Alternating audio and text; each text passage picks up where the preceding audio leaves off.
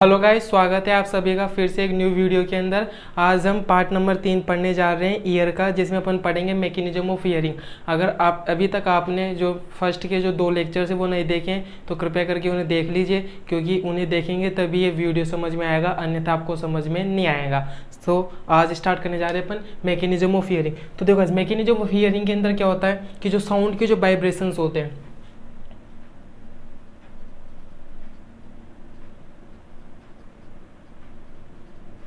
तो देखो गाइस, जो ये साउंड के वाइब्रेशंस होते हैं ना, या जो साउंड आती है सर्वप्रथम कहाँ जाएगी? एक्सटर्नल ईयर के पास में जाएगी। एक्सटर्नल ईयर के अपन ने 2 भाग पढ़ के आए थे, एक तो ईयर पिन ना, और एक आ जाती है ऑडिटरी मीटर से। समझ में आएगा गाइस? तो साउंड के जो वाइब्रेशंस आएंगे वो सबसे पहले कहाँ जाएंगे? एक्सटर्नल ईयर के पास में।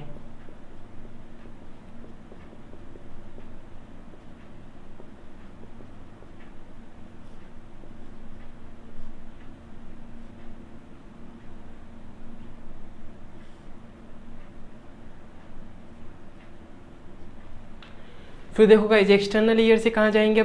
एक्सटर्नल ईयर के पास में जो साउंड के वाइब्रेशंस आते थे वो कहाँ स्थानांतरित कर देता? टिम्पेनम के पास में। और फिर टिम्पेनम कहाँ खुलता था? मिडल ईयर के अंदर खुलता था। तो साउंड के वाइब्रेशंस कहाँ जाएंगे? एक्सटर्नल ईयर से मिडल ईयर के अंदर जाएंगे।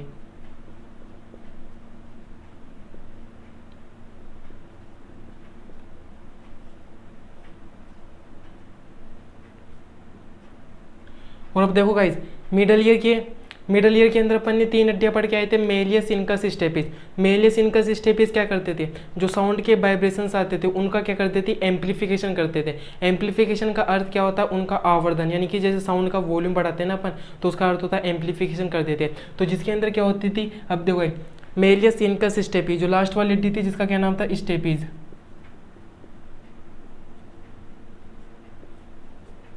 अब देखो, इसमें स्टेपिस क्या करती है? स्टेपिस के पास में जाते हैं, और फिर स्टेपिस होती थी वो किसके द्वारा? एक ओवल विंडो के द्वारा इंटरनल ईयर में खुल जाती थी। तो देखो गाइस, स्टेपिस किसके अंदर ओपन हो जाती है? अब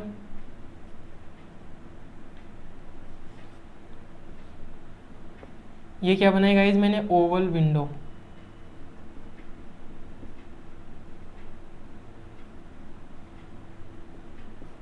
ये क्या बनाया मैंने? Oval window. अब देखो, ये ओवल विंडो के द्वारा क्या आ जाता था? इसका अंदर वाला भाग आ जाता था।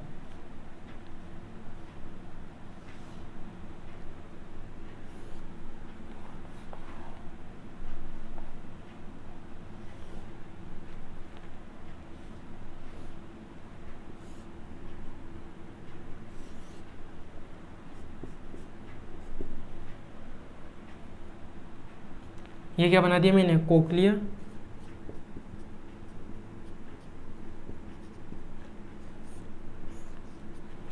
समझ में गाइस? अब देखो गाइस, इसके अंदर आप सब जानते हो कि ये क्या क्या है? ये तो क्या आ जाता है? समझ में गाइस कि ये ओवल विंडो के द्वारा किसके अंदर खुलता था गाइस? इंटरनल ईयर के अंदर खुलता था, जिसके अंदर ये वाला भाग तो क्या आ जाता है? Scala, vestibuli. ये वाला भाग क्या आ जाता है? स्केला, टिम्पेनी। और देखो गाइस, स्केला वेस्टिबुलर, स्केला टिम्पेनी को ये जो जोड़ने वाली संरचना होती है ये क्या आ जाती है गाइस? हेलिको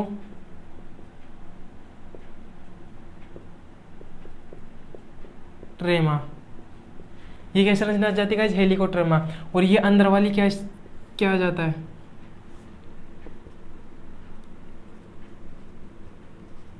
Scala media. समझ में आएगा गाइस? और अब देखो गाइस, इसके अंदर तो क्या प्रवाहित होता था?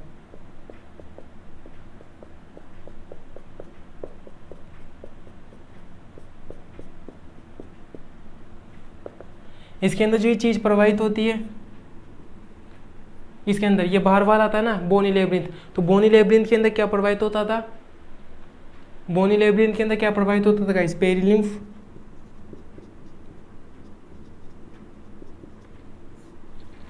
और जो ये अंदर आता था, अंदर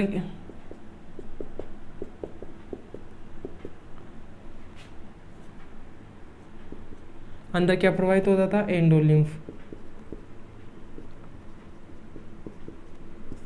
अब देखो गाइस क्या होते हैं, साउंड के वाइब्रेशंस आने स्टार्ट हुए यहाँ से, पहले तो एक्सटर्नल ईयर के पास में है, फिर एक्सटर्नल ईयर ने साउंड के वाइब्रेशंस कहाँ भेज दिए, टिम्पेनम के पास में, फिर टिम्पेनम मिडल ईयर के अंदर खुल जाता था, फिर मिडल ईयर के अंदर मेलिस इनकस स्टेपीज ने क्या किया, साउंड का एम्पलीफिकेशन किया, यानी कि जैसे वॉल्यूम को बढ़ाते हैं उसको बोलते हैं एम्पलीफिकेशन। फिर देखो गाइस जो स्टेपीज होती है वो ओवल विंडो के द्वारा कहाँ खुल जाती है, इंटरनल ईयर में खुल जाती है, यानी कि कोक्लिया में। अब देखो गाइस ओवल विंडो के द्वारा होते हुए जो ये साउंड के वाइब्रेशंस होते हैं ना, ये कहाँ आते हैं, यहाँ पर।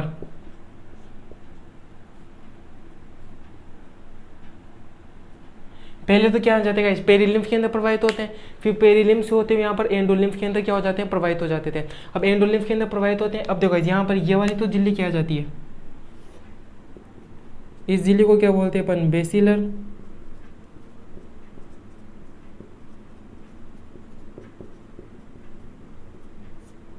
मेम्ब्रेन। और बेसिलर मेम्ब्रेन के ऊपर क्या मिलती थी,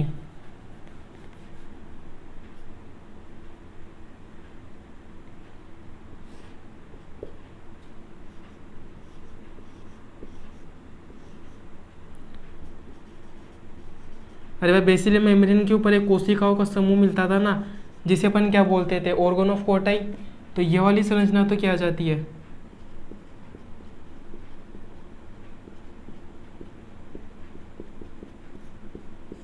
अब देखो ऑर्गन ऑफ कोटाई को ढके हुए एक झिल्ली होती थी जो कि क्या आ जाती थी, डेलिकेट झिल्ली होती थी ना ये वाली, इसे क्या बोलते थे अपन, टेक्टोरियल मेम्ब्रेन।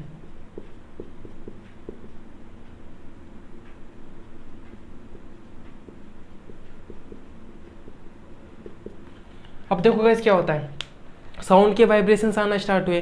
पहले तो साउंड के वाइब्रेशंस कहाँ गए, ओवल विंडो के द्वारा होते हुए यहाँ पर पेरिलिम्फ के अंदर प्रवाहित होते हैं, ये पेरिलिम्फ बाहर वाले के अंदर, फिर अंदर क्या एंडोलिम्फ के अंदर आ जाते हैं, फिर एंडोलिम्फ के अंदर आते हुए कहाँ पर, यहाँ पे जो बेसिलर मेम्ब्रेन होते हैं, तो ये बेसिलर मेम्ब्रेन के अब बेसिलर मेम्ब्रेन के ऊपर आके क्या होते हैं, टकराते हैं। तो टकराते हैं यानी कि धप धप धप आके ऐसे टकराते हैं बेसिलर मेम्ब्रेन के पास में। तो बेसिलर मेम्ब्रेन के अंदर क्या उत्पन्न होते हैं, कंपन उत्पन्न होते हैं, और फिर वो जो कंपन उत्पन्न होने हैं बेसिलर मेम्ब्रेन के अंदर वो अल्टीमेटली कहाँ पहुँचते हैं, ऑर्गन ऑफ कोटाई के पास में पहुँचते हैं। और ऑर्गन ऑफ कोटाई क्या करता है, ऑर्गन ऑफ कोटाई क्या करता है गाइस, ये वाला देखो,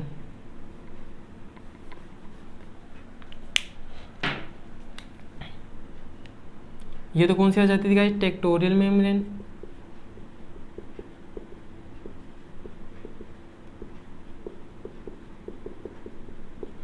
अब ये ऑर्गन ऑफ कोटाई क्या करता है गाइस, जो यांत्रिक सूचना होती है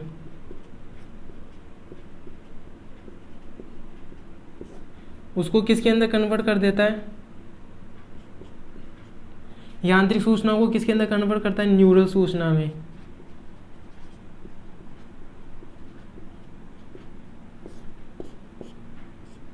यांत्रिक सूचना को किसके अंदर कन्वर्ट करता है गाइज, न्यूरल सूचना के अंदर। यानी कि यहाँ पर क्या होते हैं, न्यूरॉन्स होते हैं।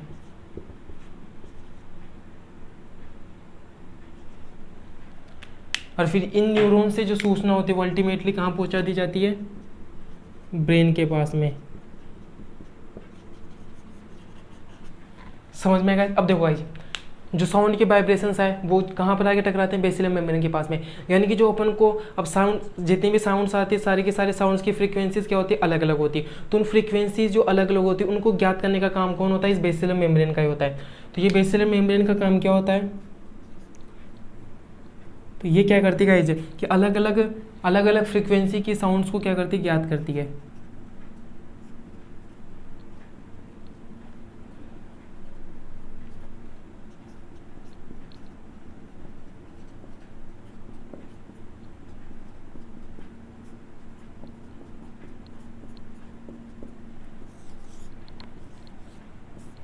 समझ में आएगा इसे।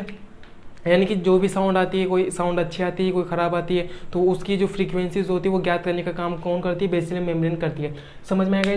तो देखो साउंड के वाइब्रेशंस पहले तो कहाँ है, एक्सटर्नल ईयर के पास में आते हैं। और एक्सटर्नल ईयर क्या करता है गाइस, साउंड के वाइब्रेशंस को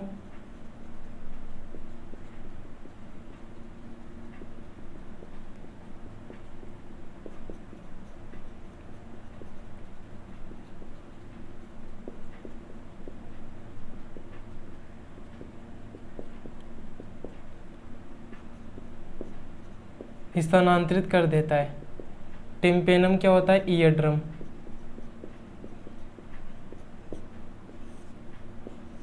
समझ में आएगा इसे। और फिर मिडल ईस्ट स्टेप इसमें बचाते हैं, ये क्या करते हैं, साउंड का एम्प्लीफिकेशन।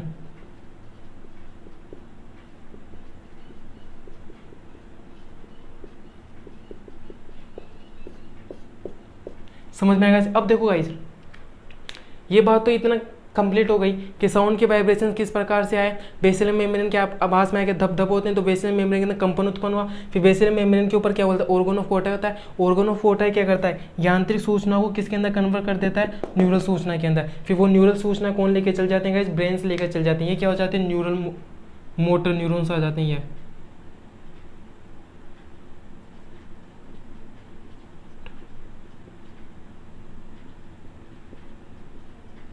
जो कि सूचनाओं को कहाँ लेके जाते हैं, मस्तिष्क के पास में लेके जाते हैं। अब देखो गाइस क्या होता है, यहाँ से जो दाब आता है, एक प्रेशर आता है, समझ में आने गाइस। अब जरूरी तो ना है कि जितना प्रेशर यहाँ पे आवश्यक है उतना आए, कभी ज़्यादा भी तो आ जाता है। तो उस अतिरिक्त प्रेशर को रिलीज करने के लिए कौन होता है गाइस, मैंने बताया था स्ट्रक्चर के अंदर दूसरे लेक्चर नंबर 2 के अंदर कि ओवल विंडो के जस्ट नीचे क्या पाई जाती थी, एक राउंड विंडो पाई जाती थी ना। तो ये क्या आ जाती है गाइस, राउंड विंडो। ये वाली क्या है, राउंड विंडो।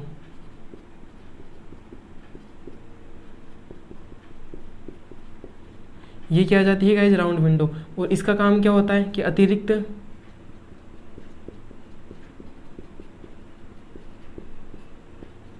दाब को रिलीज कर देती है।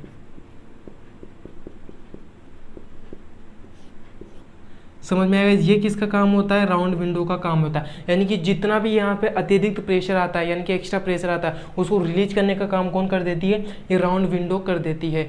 समझ में आएगा। तो ये क्या था, पूरा मैकेनिज्म ऑफ हियरिंग था। यानी कि इस प्रकार से क्या होता है, मैकेनिज्म होता है हियरिंग का। समझ में आएगा, जहाँ पर मोटर न्यूरॉन्स होते हैं जो कि क्या करते हैं, सूचनाओं को ब्रेन के पास में लेके जाते हैं और फिर ब्रेन के अंदर सारा सिस्टम हो जाता है सुनने का। अब देखो इसके बाद में एक बार इसका स्क्रीनशॉट ले लो, एक बार इसको देख लो।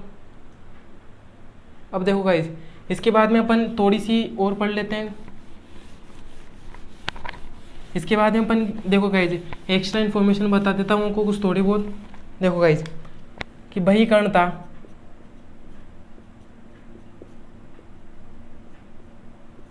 बहिकर्ण किस में ओपन हो जाता है, मध्यकर्ण में। अरे भाई, बहिकर्ण से जो साउंड के वाइब्रेशंस आते हैं वो कहाँ जाते हैं, मध्यकर्ण के पास में। और फिर मध्यकर्ण किस में आएगा, इंटरनल ईयर में। और इंटरनल ईयर आंतरिक कर्ण के 2 भाग थे ना, एक तो क्या था,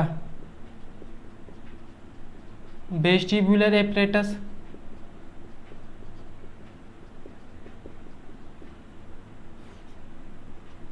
और एक कौन सा भाग था गाइस, कोक्लिया।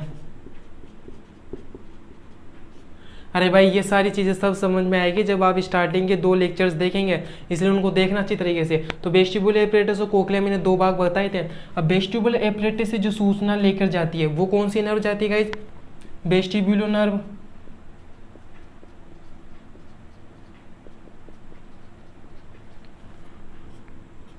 वो कोक्लिया से जो नर्व निकलती है, कोक्लिया से जो सूचना निकलती है उसको कौन सी नर्व लेके जाती है, कोक्लियर।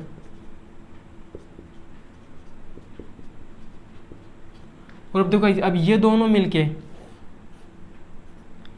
और ये दोनों वेस्टिब्युलर नर्व और कोक्लियर नर्व मिलके क्या बनाते थे गाइस, ऑडिटरी नर्व।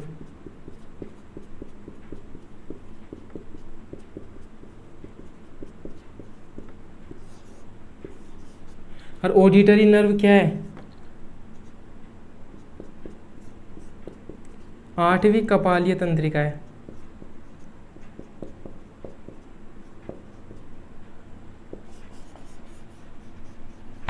समझ में गए, जो कि ऑडिटरी नर्व के अंदर खुल जाती है। अब देखो ऑडिटरी क्या है, 8वीं कपालीय तंत्रिका। अब ऑडिटरी को अपन वेस्टिब्युलो कोक्लियर नर्व भी तो कहते हैं। क्यों कहते हैं, समझ में आएगा।